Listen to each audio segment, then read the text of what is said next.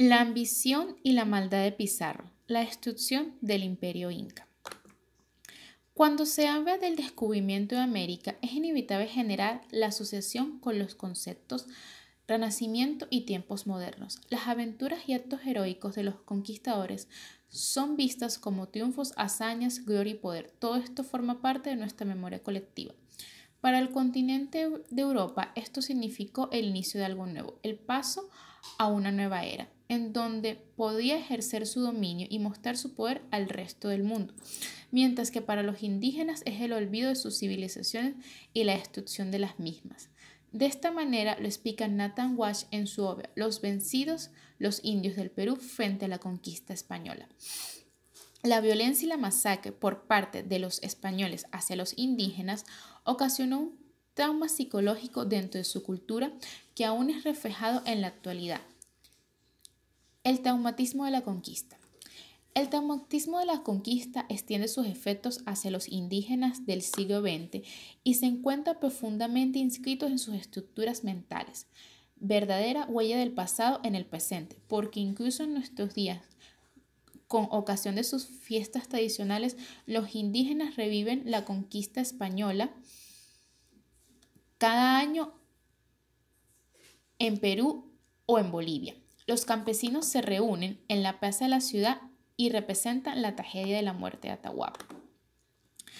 Para hablar de la tragedia de la muerte de Atahualpa es necesario conocer a este importante personaje de la historia, Francisco Pizarro. ¿Quién fue Francisco Pizarro? Es conocido como un gran conquistador del Perú. Nació en Trujillo, España, en el año 1478 y fallece en Perú, Lima, en el año 1541. Fue un conquistador español que lideró a comienzos del siglo XIV la expedición que iniciaría la conquista del Perú y posteriormente sería el gobernador de Nueva Castilla con sede del gobierno de la ciudad de los Reyes, Lima. Pizarro en apenas 3 años se hizo con el control del rico y poderoso imperio inca. La muerte de Atahualpa.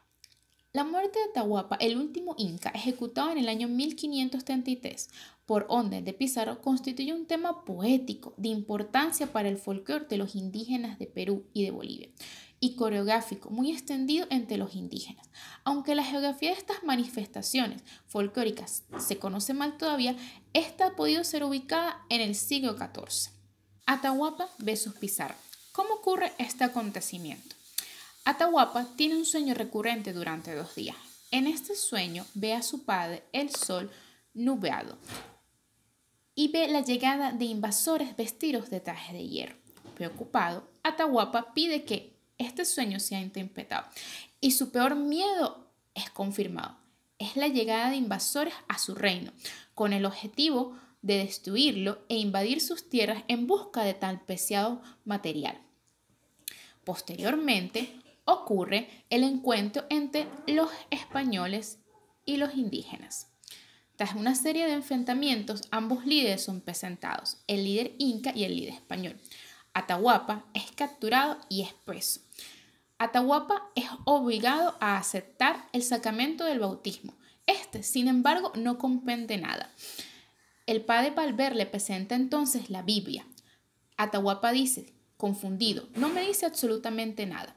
El padre Valver le acusa de blasfemo y exige su castigo, pero le administrará la extremaunción. Pizarro acude y le atraviesa a Atahualpa con su espada, dando así la muerte de este líder inca.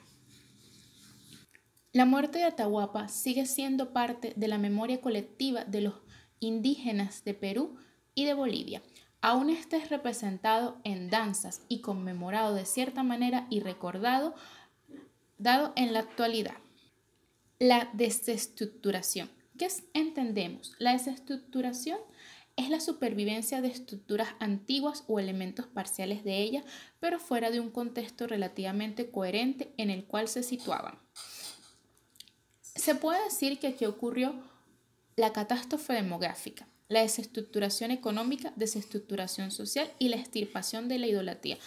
Todo esto en consecuencia a la conquista por parte de los españoles, que como se ha explicado anteriormente, fue una masacre llena de violencia y odio. La catástrofe demográfica. División ideológica y social. En este punto, lo que se recalca es la llegada de los españoles, que no solo supuso un cambio ideológico, sino social. Ellos dividieron a los indígenas, fueron divididos en sectores, dependiendo de su labor actual y nivel social, en dos bandos, los dominantes y los dominados. La curva demográfica. En el momento de la desestructuración se puede mostrar un cambio en la cantidad de habitantes. Por consiguiente, se presenta una modificación en la curva, que luego presentará una caída de los años del proceso de conquista debido al abuso por parte de los españoles, no solo laborales, sino también epidemiológicos, como la viruela, la rubiola, los suicidios, etc. La explotación laboral implementada por esto haría que la población indígena descendiera por completo. El deseo del conquistador. ¿Qué se entiende por el deseo del conquistador?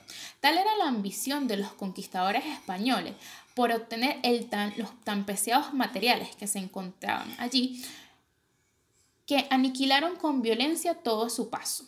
El deseo del conquistador era obtener cantidades masivas de materiales, por eso cambiaron el modelo de trabajo de los indígenas, provocaron un aumento de la producción. Sin embargo, esto trajo consigo una explotación laboral, dejando a los indígenas como una comunidad de esclavos. Los conquistadores arrancaron y destruyeron toda la civilización de los indígenas, con el fin de obtener aquellos materiales que ambicionaron desde el inicio.